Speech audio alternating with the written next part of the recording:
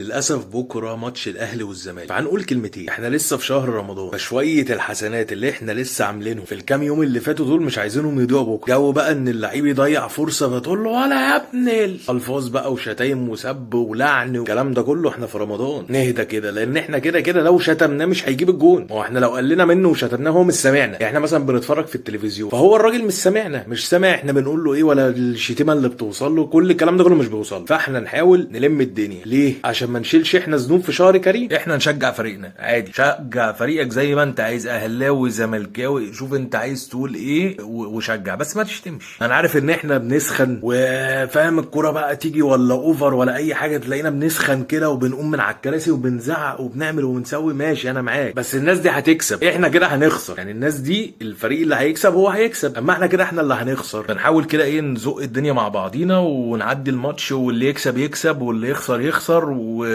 والف مبروك مقدما يا عم، يلا.